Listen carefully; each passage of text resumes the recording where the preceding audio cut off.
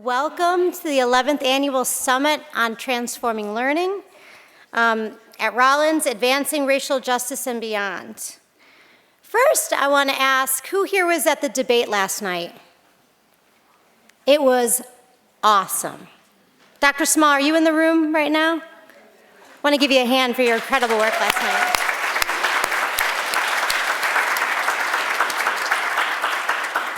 What an incredible way to kick off the summit. And there were about 200 people there last night. So walking into that space and seeing so many people, students, faculty, staff, community members. One of our Upper Bound students read a beautiful poem while the adjudication group went out to debate. It was amazing. So thank you, Dr. Small and Dr. Balzac. The summit was created as an opportunity for faculty, staff, and students to come together to engage in critical reflection and dialogue around our mission of educating for global citizenship and responsible leadership. A mission that connects us as scholars, teachers, practitioners, and learners committed to liberal education in the 21st century. Today, over 250 people will join us in conversations around advancing racial justice. Themes related to the topic will include allyship, advocacy, inclusion, racial and cultural diversity, retention, intersectionality, and campus climate. You will see faculty, staff, and students coming together in powerful ways to share their ideas, research, lived experiences, reflections, and practice. So before we get started, there's a couple things I wanted to put out there to share with the group. Number one, this is the largest gathering we've ever had for a summit.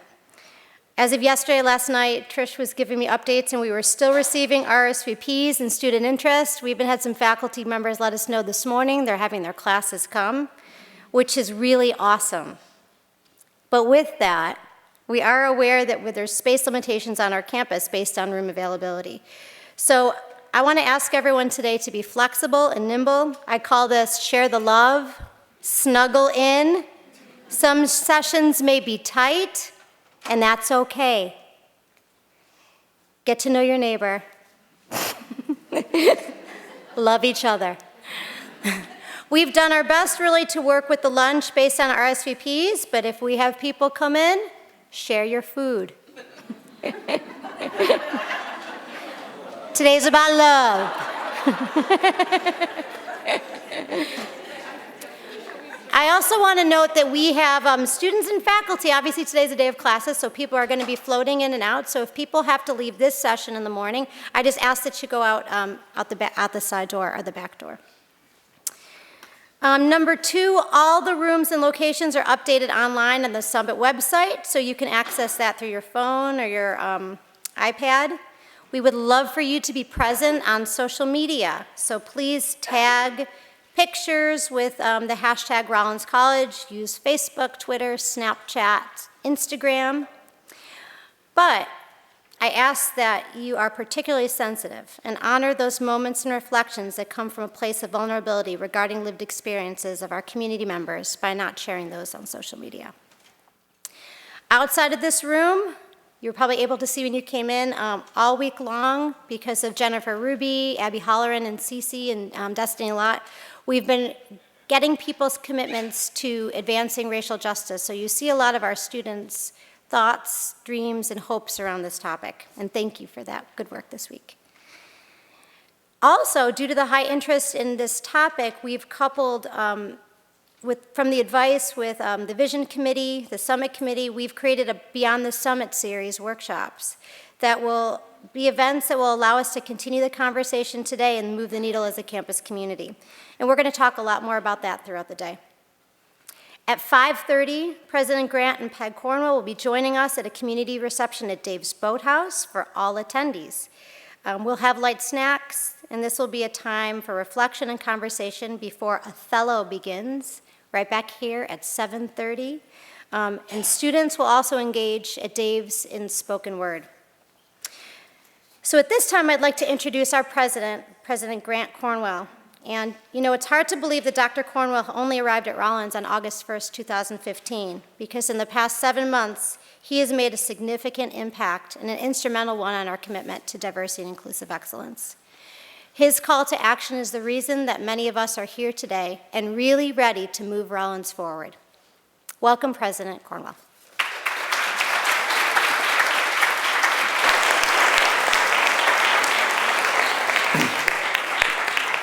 Well, good morning. Okay, my mic's on, that's for sure. Wow.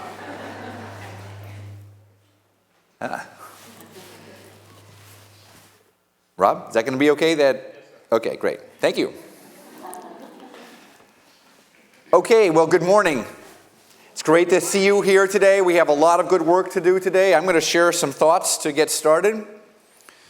I want to thank you for joining with me and your fellow students and faculty and staff to engage in this day of listening and learning. The Planning Committee and so many others have worked extremely hard to develop a very rich program of events. I'm so impressed with the schedule for today. I'm so impressed.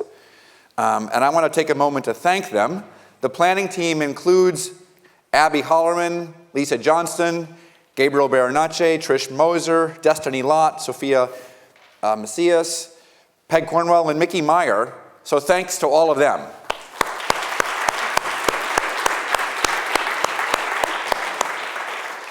In addition, over 30 faculty, administrators, staff, and students participated in shaping the vision and themes for the day. I mean, that program is so rich. So please raise your hand if you're part of leading a session today. Yes, let's give them a round of thanks and applause. So 26 programs were submitted for the summit this year from across the college, and we'll also be displaying a few educational posters during the event. And because of the high number of very high quality programs submitted, we're going to be offering a Beyond the Summit workshop series for further discussion on advancing racial justice after today. I want to call out a special thanks to Dr. Eric Smaw for organizing that debate last night. That was just fantastic. Thank you very much. And to all of to our entire debate team, which is now #1 in the nation. Fantastic. That was a proud moment. And also, I want to thank in advance Dr. Eric Zivit for working with so many faculty and staff and students to produce a reading of Othello tonight. I very much look forward to that and hope that you'll come and see that too. So, also my thanks to Dorcas Gilmore, class of 2000, who flew down from DC to join us to serve as the keynote for one of our lunch sessions. So thank you very much. Where is she? Is she here? Not yet. Okay. Well, I'm both humbled and inspired by the commitment and vision shown by all of you. So I begin today with a quote from Dr. Martin Luther King. This is a quote. "Men often hate each other because they fear each other. And they fear each other because they don't know each other. And they don't know each other because they cannot communicate. They cannot communicate because they're separated." Today, we will practice working together, not separation. We will practice dialogue and communication, all as a means to come to understand one another more deeply so that we do not fear those who see the world differently. And so, in the spirit of Dr. Martin Luther King, we can, each in our own way, expand our capacity for love so much that it leaves no space for hate. Today is a teach-in, a concentrated opportunity for listening to and learning from one another. Everyone here is a learner, everyone a teacher. As a student at Morehouse College in 1947, Dr. King wrote in the student newspaper, quote, "The function of education, therefore, is to teach one to think intensively and to think critically. But education which stops with efficiency may prove the greatest menace to society. The most dangerous criminal may be a man gifted with reason but with no morals. Intelligence plus character, that is the true goal of education." At Rollins College, we are a diverse community of learners on purpose. We intentionally seek to welcome students and faculty and staff who represent a diversity of identities, racial and ethnic and religious and gender and national and political and socioeconomic, because we believe, we know, that only by learning with and from people who see the world differently can we fulfill our mission with integrity. The respectful sharing of different points of view is essential to our mission. It's actually the essence of our mission. Everyone's thinking is improved by critical exchange and listening to alternate points of view. Now, the flip side of this core value is that there's no place in this community, in any community of learners, for racism, homophobia, gender bias, religious intolerance, or other kinds of prejudice that exist in larger societies around us, and that we find at times emerging in our own campus community. These forms of prejudice inflict harm not just on members of our own community, but in the case of liberal arts colleges, to our very purpose. These forms of prejudice preclude rather than foster the seeking of knowledge and understanding. They close minds rather than open them. And they can make our campuses hostile climates for some of our members. This hostility, in turn, undermines their ability and their right to thrive here, to contribute fully and freely, even as they seek their own aspirations. Now, every form of racism or prejudice is a manifestation of ignorance. Now, as a liberal arts college, we do not expect our students or faculty or staff, and here I certainly include myself, to be free of ignorance or to arrive without gaps or lapses in understanding. Education is a process, a quest to replace ignorance with understanding. And as such, it's never finished, never complete. This being the case, today and every day is a time for being highly tolerant of untested ideas, incomplete theories, ungrounded beliefs, or opinions that aren't fully informed. But, and this is the point, by engaging in this community of learners as a participant in our common project, we all must expect to have our partial understanding challenged, our untested ideas tested, and yes, sometimes our ignorance called out vigorously and passionately. Now, every person here today, every member of our campus community, engages our mission with a racial identity. Many of them are contested, many are complex or in flux, some are understood by those who embody them, and some are not. Now, I am aware that I am a white male, and I move through the world benefiting doubly from unearned privileges and advantages. One of the privileges of my particular embodiment is that I rarely find myself in social situations where I need to think about my racial identity. This dynamic, this feature of white hegemony is, I believe, why so many well-intentioned white people are attracted to the idea of colorblindness as an ethical ideal. I've had generations of students, white students, proclaim with all sincerity that they don't see race, that they accept people for their particular and individual qualities, and that race does not matter. Well, I'm suggesting that race does matter. That it matters to persons of color because they have to negotiate their pursuits and aspirations in a global social order where prejudice and racism are deeply and structurally ingrained. And that it matters to white people because we continue to benefit undeservedly in big ways and small by the accident of our racial identities. When King proclaims that he has a dream that, quote, his 4 children will one day live in a nation where they will not be judged by the color of their skin but by the content of their character, he is not calling for a nation that is colorblind, but for racial justice. For a nation where privileges and benefits and advantages are not distributed according to race. This is most certainly not the case in our nation or on our campus today. and it's hard to find evidence that the situation is improving. I am suggesting that as we engage the life and thought of Dr. Martin Luther King, that we strive to adopt this ethical stance of being critically aware of our own racial identities. I'm suggesting that respecting one another entails being aware of one another's racial realities. But I would go further. I would also suggest that failing to do so is intentionally or unintentionally, is for some, an exercise of racial privilege. If you want to respect the dignity and individuality of your fellow members of this community of learners, acknowledge that their racial realities are at least partially constitutive of their identities, and that these identities, for some, are not wholly chosen, but in some measure socially ascribed, layered with histories that have advantaged some and disadvantaged others. Put in this way, respect, real respect, is not easy. And it is sometimes not comfortable. I often think about the truth and reconciliation process in South Africa as they struggled to emerge from apartheid.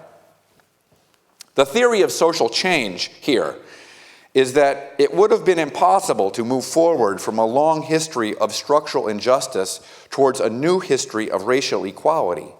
Impossible to move forward from a regime of racial terror to one of racial justice without a public airing of the truth. That is, reconciliation and restorative justice require as a prerequisite the speaking and owning of the history of injustice. Now, South Africa is no multiracial utopia today. Far from it, deep problems and persistent struggles remain.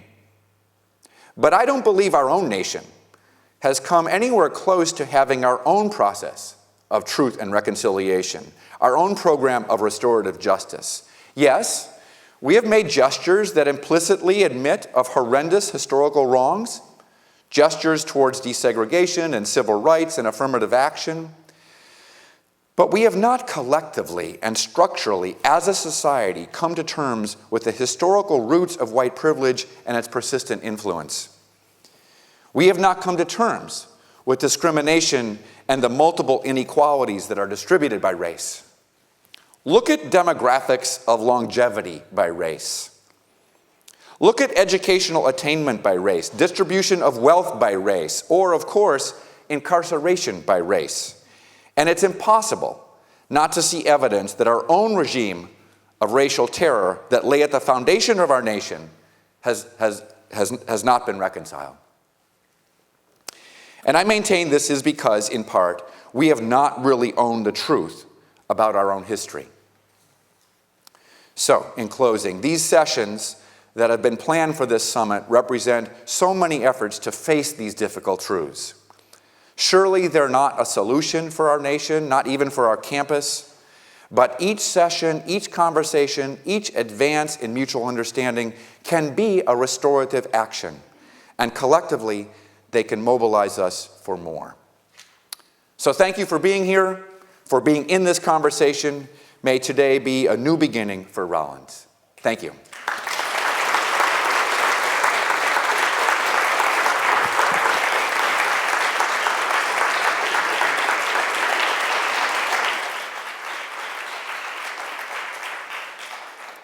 Because this is a day for dialogue and exchange, I'd like to just open the floor for a little while to see if there are comments or questions before we move on to Mamta Kapadi, I think, who follows me. Would anybody like to offer a comment or question or counterpoint or observation? Oriana, please.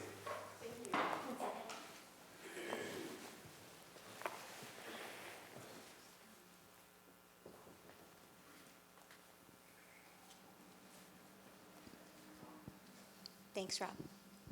Thank you.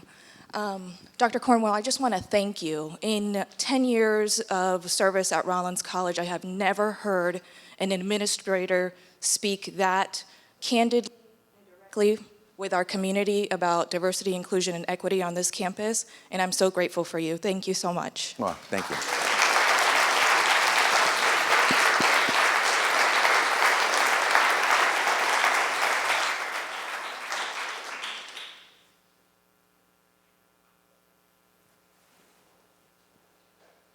maybe while the next speaker is thinking about things, I'll just comment that, I've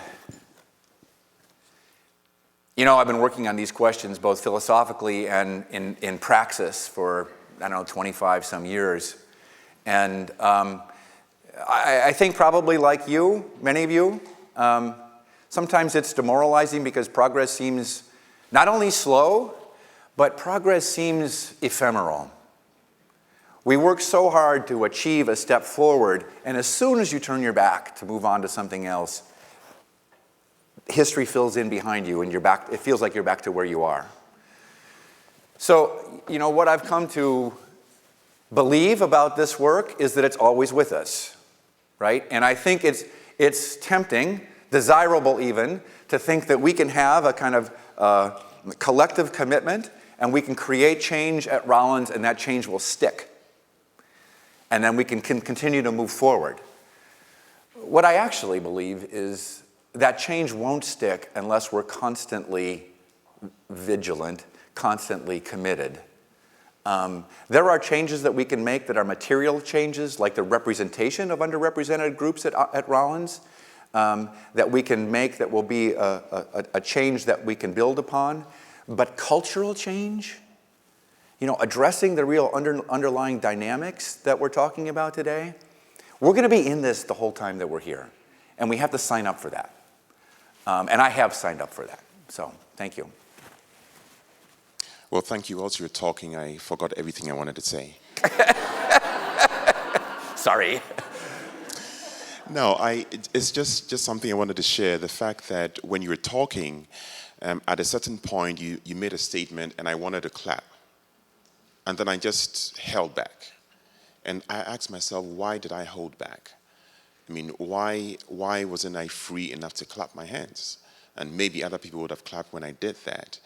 And I thought, well, let me keep not say everything, but just to think that I had some thoughts about what could have prevented me from clapping my hands at the time you're talking. But I'll give you another example and it kind of, say what I wanted to say. I come originally from Ghana, and so I grew up in a place where everybody looked like me, and I never thought about prejudice and discrimination and all of that until I arrived in the United States.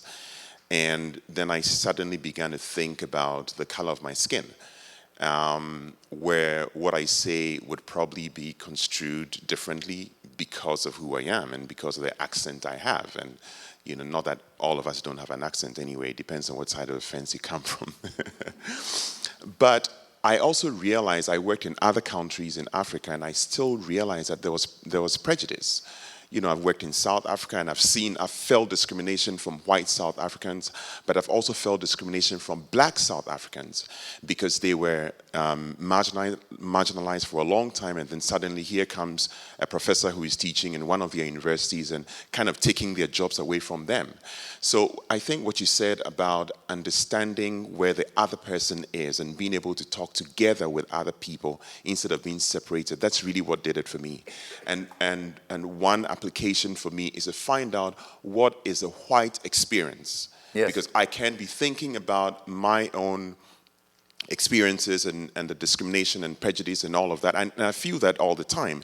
But I need to think about what is a white experience, and understand it, and understand how white people think and how they interact with people, and that will probably help me as I negotiate all the interactions that I have on campus and outside. Indeed, thank you, Dr. Kodzi. So let me just, this is what today is about, right? Let me just engage in a conversation with you, because I completely understand why you didn't clap, right?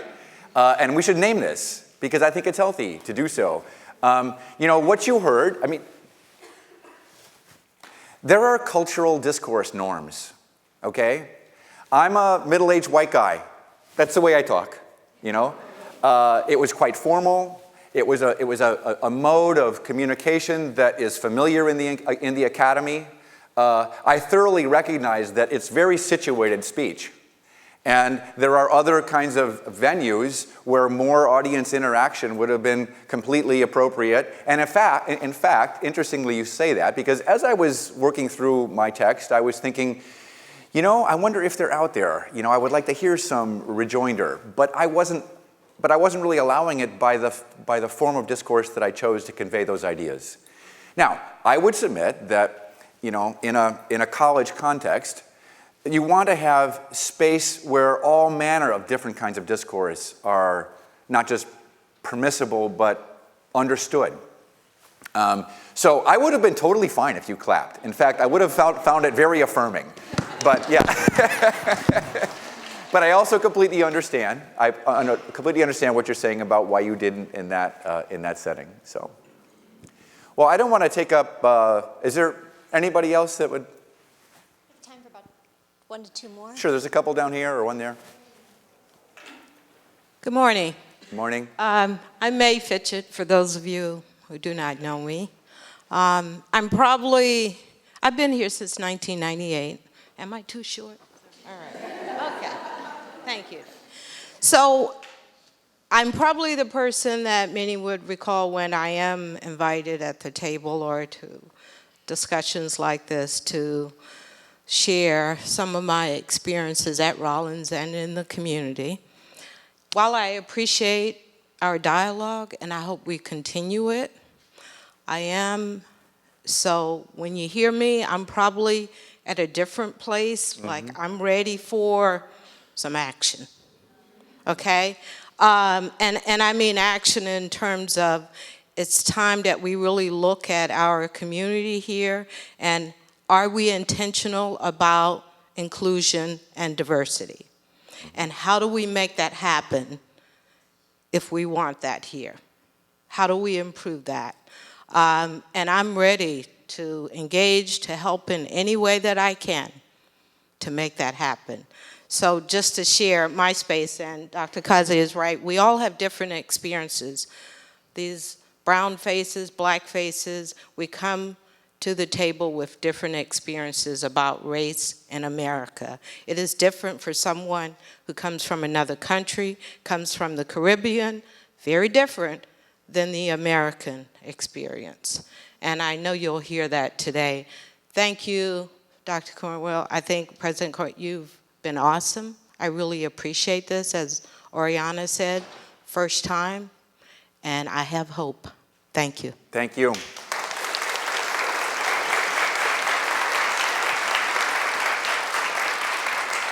And I'll just make one comment, because I think that what you say is exactly spot on. But I also want to just sort of send out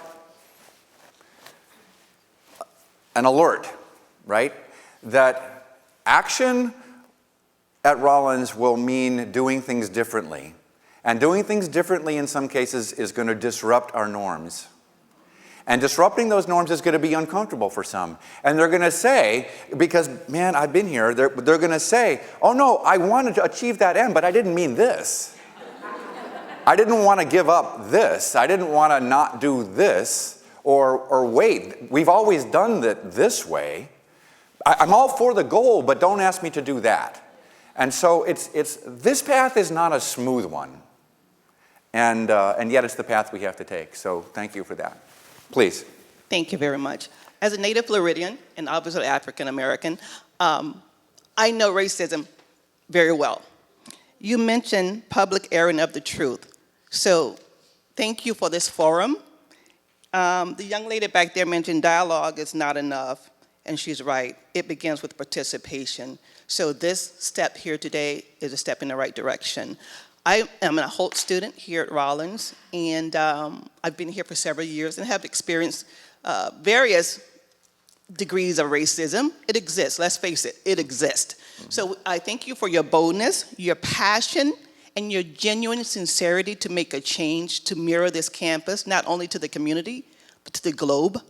And so I think Rollins' legacy began the day you took office. So thank you very much. I appreciate that.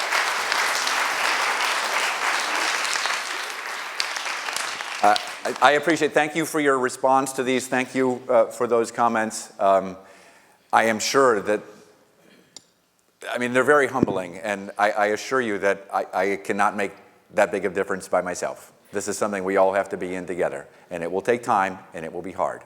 But one more? Sure, please. Good morning. Good morning. Carlene Sterling, Crummer Graduate School. Thank you again for being so visible since you've been here.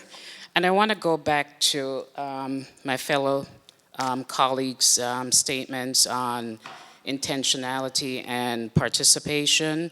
And I know I may be jumping the gun a bit as you think about your strategic plan and the process starting in the fall. Do you foresee any formal structures similar to what we had in terms of a formal multicultural department outside of the Diversity Council to address something that you said in your closing statement about structures in place to address issues of inclusion and diversity? Do you see that as part of your strategic plan? Right. So, important question, and what I'm going to try to offer an answer is also important, I think, as I see strategic planning. I don't enter this process with any designs in mind. I think that what we choose to do differently as a college is going to have to emerge out of a process. I know about a lot of different structural, organizational things that are done elsewhere that aren't done here. I hope we explore those. But what's particularly right for Rollins is something that will come out of the process. I don't go into it with a design in mind. There are some structural changes that we do need to make that will change the demography of who's at Rollins.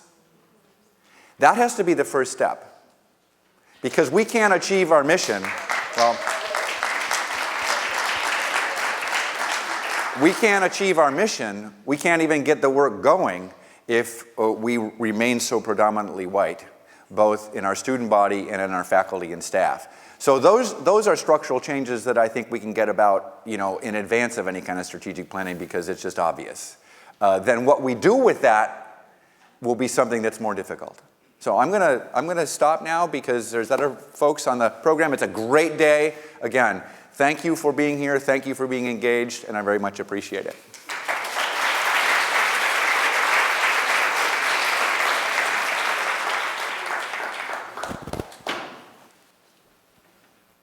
Thank you, President Cornwell. How are you supposed to follow that?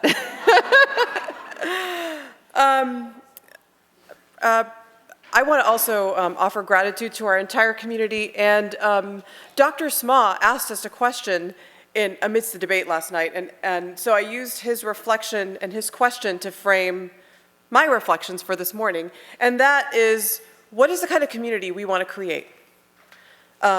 So as we engage in our dialogue and action today, I invite us to think about what is the kind of community we want to create, and how do each of us as individuals, how do each of us as members of systems contribute to creating that community.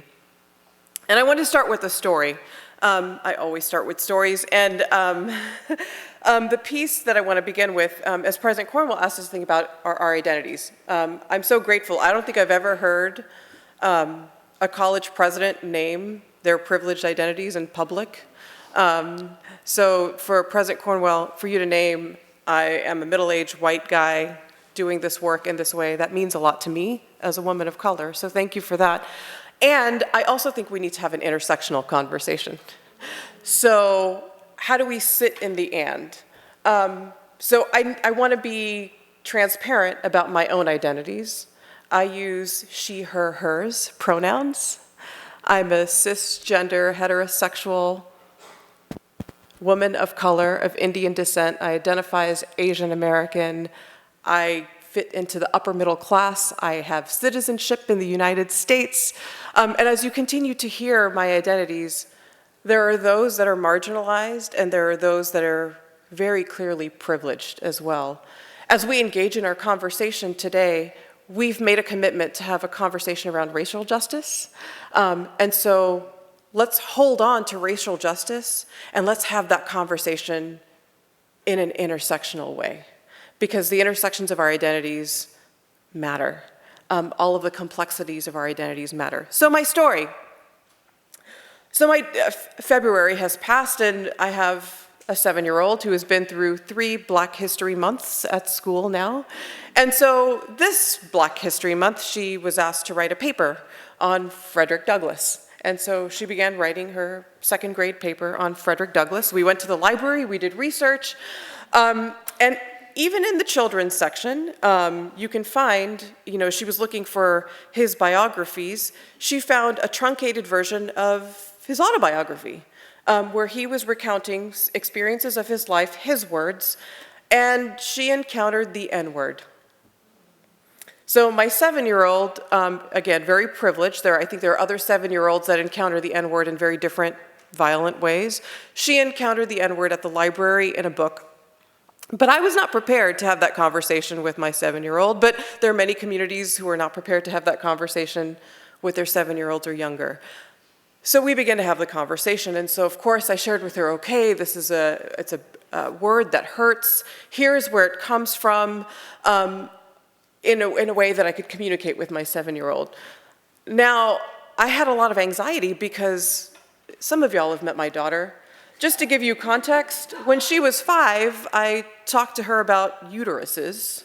And so she went to school and told all of her friends about a uterus. Right? And oh my gosh, you have a uterus and this is what it does. So I was really afraid that she'd heard this word that she wasn't supposed to talk about, and that she would go to school and of course tell her friends, my mother taught me this word. I read it in a book and it's a bad word and you're not supposed to say it because it hurts people. Like I could see that happening, right? So I did what I thought was the right thing to do, which was to email the teacher and say, look, I know, all of these students are studying, Harriet Tubman, Frederick Douglass. So as they're writing these papers, they might have encountered this word in the books that, again, I wasn't expecting that. And so I was like, can I volunteer to have a conversation or reach out to the parents? And maybe we could talk about words that hurt, and maybe there's a conversation we have in class about words that hurt. And the teacher was really excited. She was like, that's a really great idea. Let me check with our assistant principal. She checks with the assistant principal, who responds back and says, those conversations are for the home. Those conversations are not meant for school. So again, really loving, caring. We're in a great school. And the teacher said, I'm really, really sorry. I wish there was more I could do. And then she shared with me with complete vulnerability. And I share this story because this is a teacher who's not a graduate of Rollins, but a graduate of a small private liberal arts institution. She said to me, as a white teacher, I don't know how to have this conversation. And I really want to know how to have this conversation. But I realized that I wasn't prepared to have this conversation in her class that is predominantly students of color. And so, of course, I have lots of colleagues, white colleagues, who have these conversations. So I invited her to talk with any of my colleagues, and I said, I'm happy to help and support you in any way, and thank you for your support.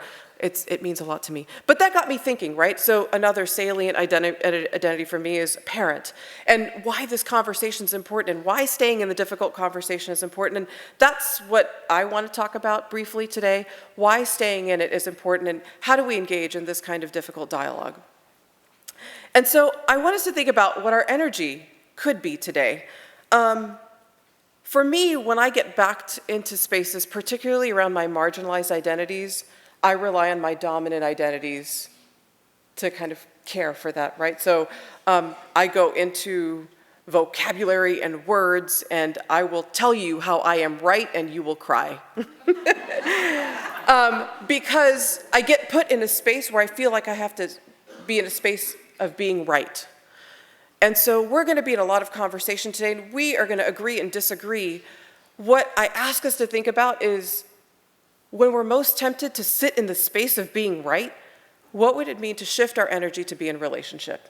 That is reconciliation. So when President Cornwell invoked reconciliation, that is the work of reconciliation, and that is very hard, right? So what would it take for us to shift our energy to be in relationship? What would it mean to sit in a space of hope? When I talk about hope, hope and anger can sit together. So this is not a request for tone policing. This is not a request for don't be angry. This is a request of how can we also sit in a space of hope, as May Fitchett so graciously modeled for us.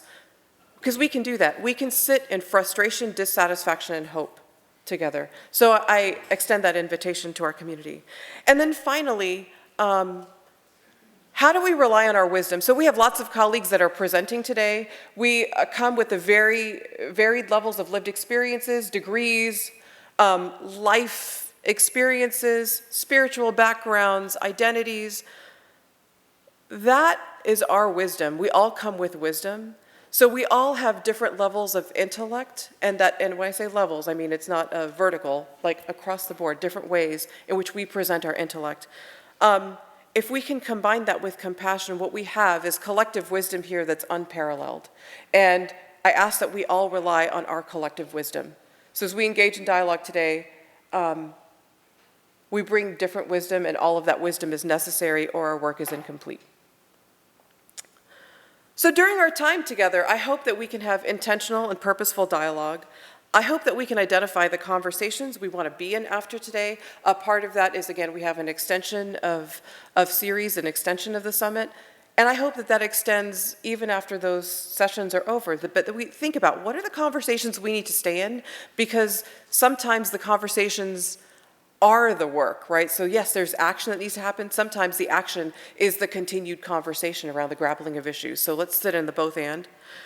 How do we identify the learning we want to do beyond today? That's as collectives and as individuals.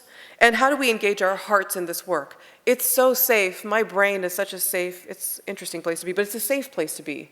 To do the work means traveling that 12-inch journey. So what was the most significant journey that we make, right? So how do we have that conversation here when it's safe to have it here? So we talk a lot about reflection, right? How many of y'all have been asked to reflect at some point in class? How many of you asked students to reflect? This should be like 100% of us raising our hands, right? Reflection? Well, here's the thing about reflection. I've been sitting for a year around this notion of reflection. I don't know. I mean, I think there's merit in reflection. But the thing about reflection is, have y'all ever been to a circus or a place where like you see the funhouse mirrors? Reflection sometimes offers distorted perspective. I'm driving challenged, and so that mirror that says objects in the mirror may appear closer than they, like that mirror does not help me, because reflection sometimes doesn't work for me. And so I want to challenge us, and I'm going to offer a different approach. What would it look like if we refracted?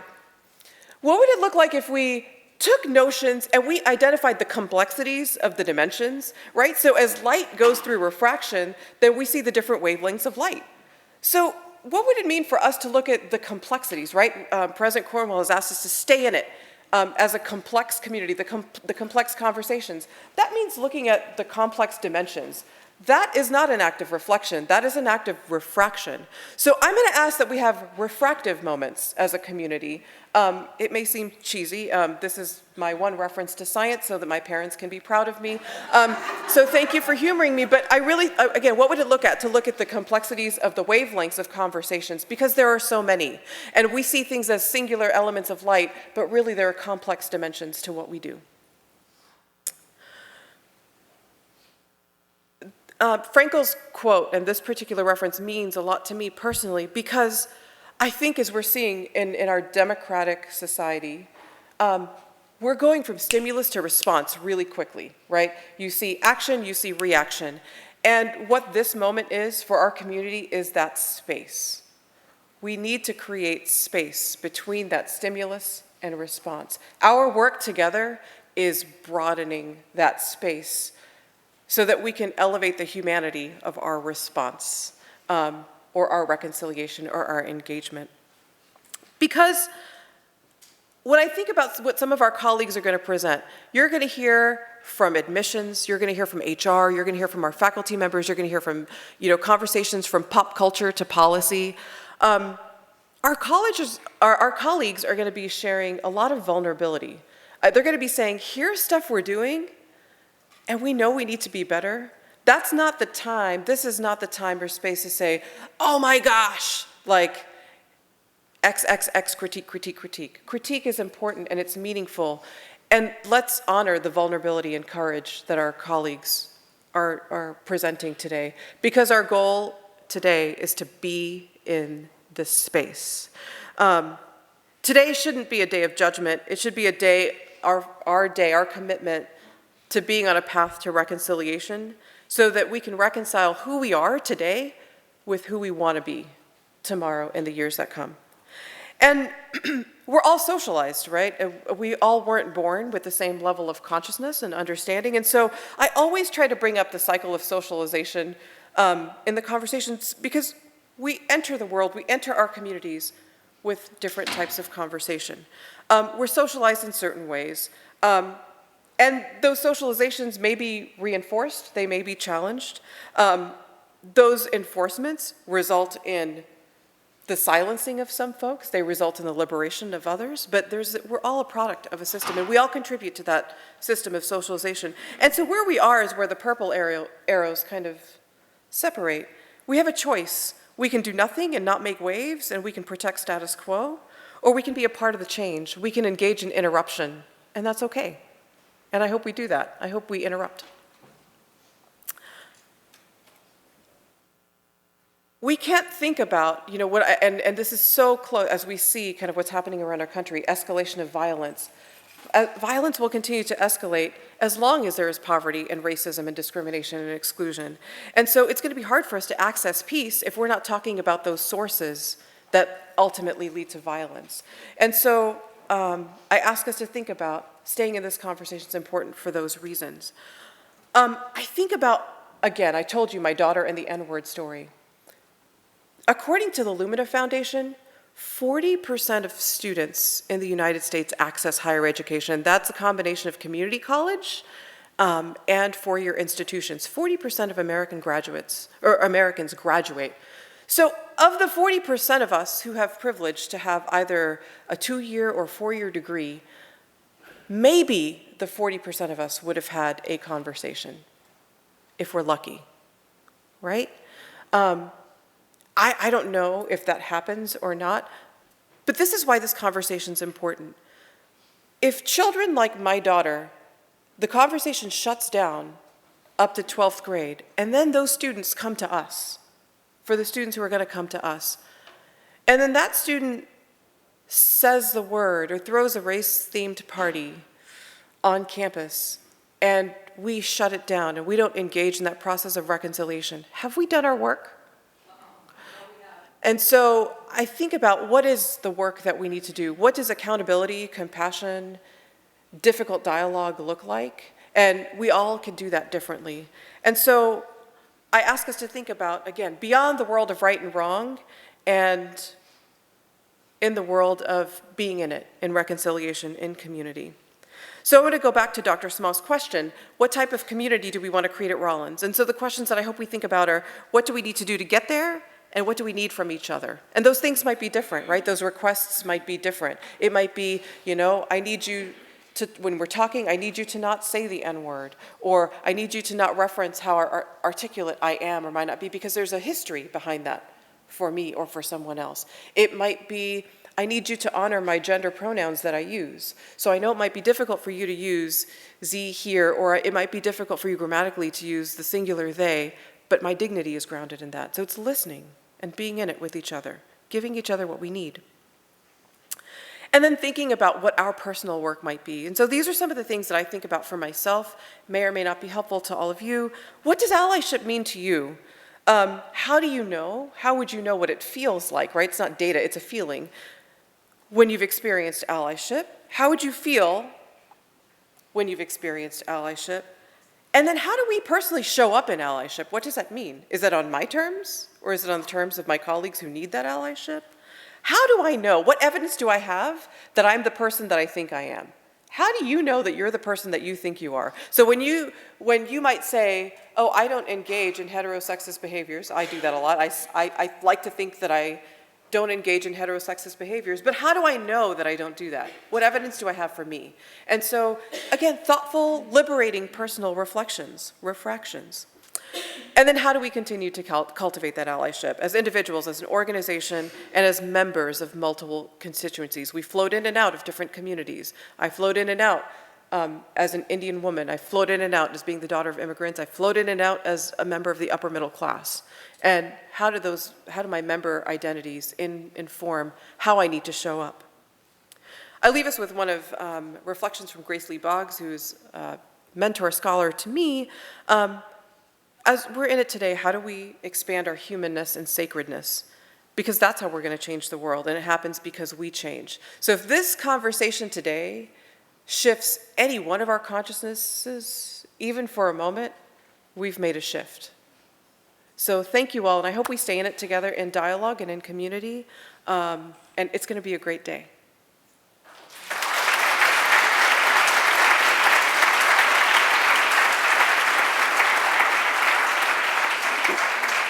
With that, I'd like to invite my colleagues, Emily, to give some data about the campus climate survey, and Emily Russell and Oriana Jimenez as well.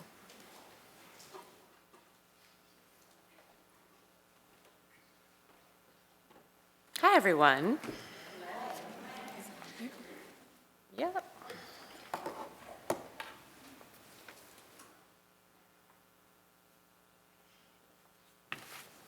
Good morning, everybody. I'm Oriana Jimenez. I am the Title IX coordinator here at Rollins College. Thanks for having us today. This is my colleague, Emily Russell, from the Department of English. Today we'll be discussing the results of the Campus Climate Survey on diversity and inclusion that was administered specifically to faculty and staff just in recent months.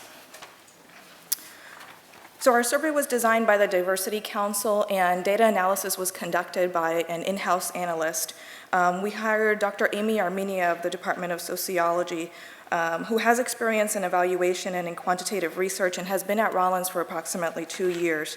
The added benefit of having someone who understands our existing culture and climate and can interpret the data through that nuanced point of view was critical to the results of the survey. We had an excellent response rate of 71%, which is virtually unheard of with these types of surveys, so we should really be proud of ourselves. Thank you all to you in the room who have participated in that study. And the Diversity Council will be releasing the final report in upcoming weeks, and our hope is that that report will include recommendations that come as a result of conversations that take place today at the summit. Who did we hear from? Who responded to the survey? Now, these numbers describe the respondents to that survey. However, they're not necessarily a direct picture of the makeup of our campus as a whole. As you can see, the group that responded had a wide range of characteristics.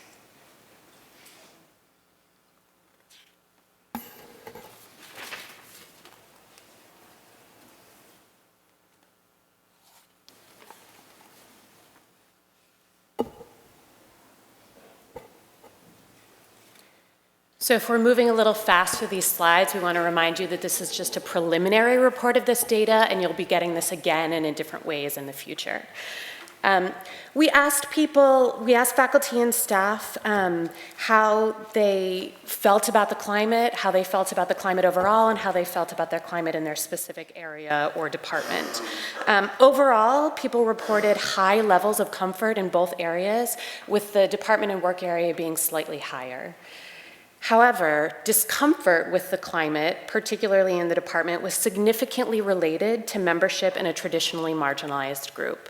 So women, people of color, people that identified as working class were more likely to say that they felt uncomfortable or very uncomfortable.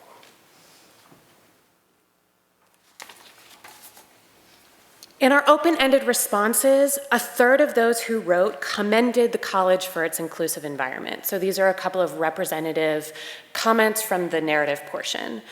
One person said, "At Rollins, I have never been treated any differently for being my gender, race, age, or status." Another person said, "By and large, I find the Rollins work climate among faculty and staff to be very respectful and inclusive of the many identities that make up our employee community."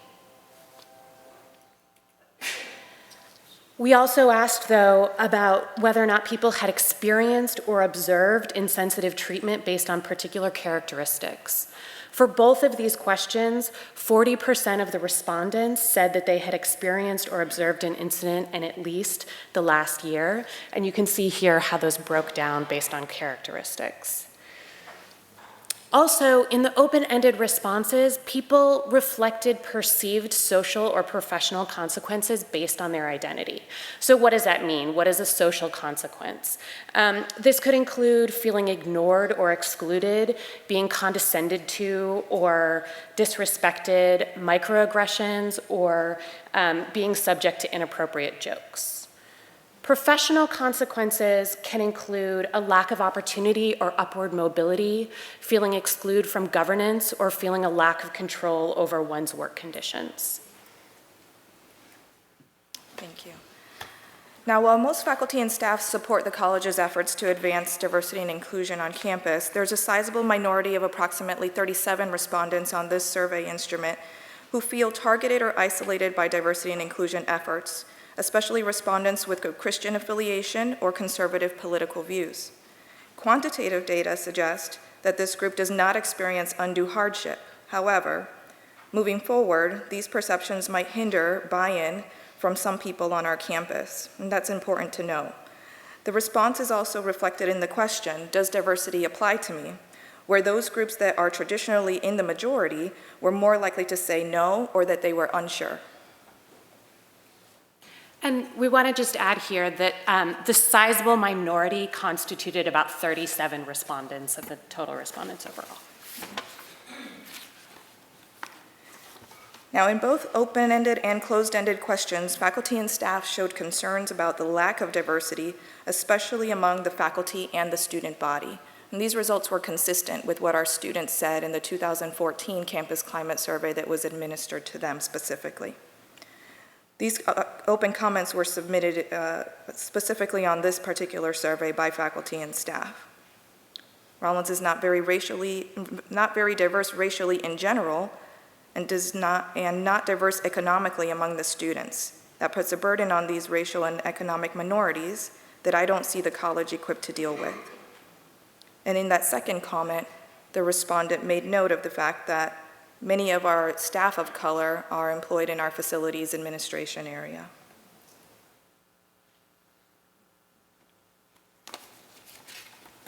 Now, when we think about what do faculty and staff want, what is it that they are asking for?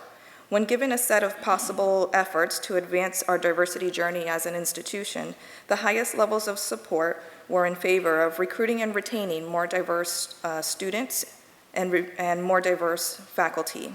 Both at 91% said that that was very important or somewhat important to the institution. Including a general education course focused on diversity and inclusion was also highly ranked at 82%, very important or somewhat important.